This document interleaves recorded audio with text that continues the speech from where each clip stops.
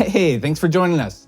Welcome to my home studio. Let me show you around. I do music and audio for a living. I'm always curious how people have their offices and their studios set up. So today, I'm gonna give you a home studio tour where I've done work for everything from the World Cup to YouTube videos. I'd love to answer your questions, and here we go. Let's start with the stuff right behind me. This is my main workstation. First, I have a 27-inch iMac. That's the last of the Intel before they switched to the M1 chip. I work with Pro Tools a lot, and it's not super stable, and all the plugins I use aren't super stable on the M1. So I wanted to make sure I had the fastest thing I could with the Intel processing, and it's been great. I have these two G-Tech monitors. I really like them. This is RX. This is my UAD for my interface here, which is an Apollo X8P from Universal Audio. I made a whole video when I installed that. You can check that out here. This is Soundly. It manages my sound effects for me. Or I can have my mix screen, I can have Machine, I can have Logic open while I'm working in Pro Tools, and it's really slick. I really like it. It's a power conditioner is the red thing. Spent a lot of time setting this up. This desk I made myself.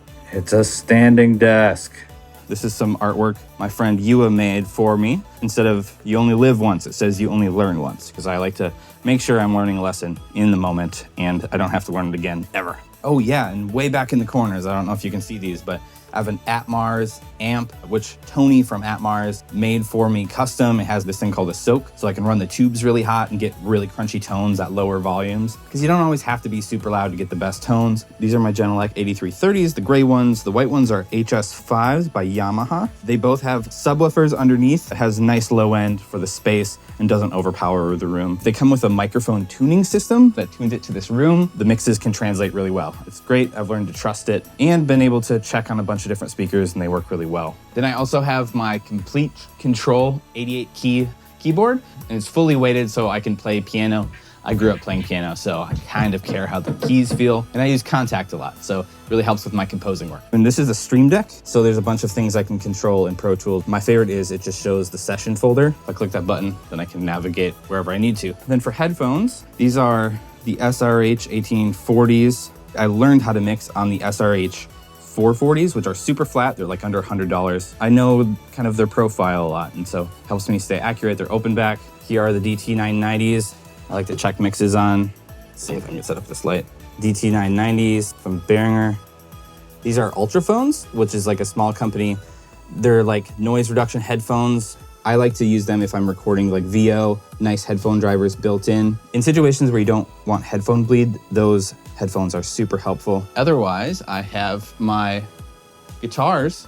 But most of these guitars when I was in high school with lawn mowing money, because I've always sort of been entrepreneurial. Mowed like 30 lawns a week with my brother. My Epiphone SG, one of the first electric guitars I bought, and I really liked the feel of it, the width of the neck primarily. So I had the pickups redone, I had the knobs redone, I got it coil tapped so I can kind of switch around no matter what I need for composing purposes. I really liked the SG body design at the time too. This is my very dusty Thunderbird bass. Bought it because it sounded cool, and I like the tone. I want to overhaul it, but yeah. This is an Alvarez nylon string guitar that I got from a friend. I really need to tune this thing. It's the ukulele from my cousin. This is my jumbo body acoustic guitar that I bought with lawn mowing money in high school. Still use it, still like it. These are all lights, and they're audio controlled from Teenage Engineering, which makes the OP1. This is actually my favorite little piece of gear. It just makes a bunch of sounds on the go. You don't need a computer, so it's pretty sweet. The sound treatment in here is Overstock from a sound company that does a bunch of architectural sound work, and it's worked really well. It used to sound like a basketball in here, and now it doesn't. Mandolin, case for my Emmy. This is my camera where I use when I'm sitting at my desk. Over here, this is Machine. I really like Machine for making loops, and then you can drag it into Pro Tools or wherever, so I'm not tempted to go back and fix the MIDI. I compose a lot in Logic Pro, and then I use Pro Tools every day for my post-audio work. This is my whiteboard where I write really important to-do lists. Got to work on that one. Let me know when you get through it. And here's some products I'm gonna review and talk about soon. Can't wait to dive in more and share with you. Some lights from Neewer. This is my Canon 6D, which was the first camera I bought. This is what I made a bunch of music videos in my old studio with. I don't really mind having cables on my desk, so if you look behind here, let's get an extra light, bunch of cables, because I'm always plugging in, unplugging drives, So it's more practical than it is pretty. It works for me, and that's how I can keep working fast. My main hard drives, 12 terabytes. This is a new 16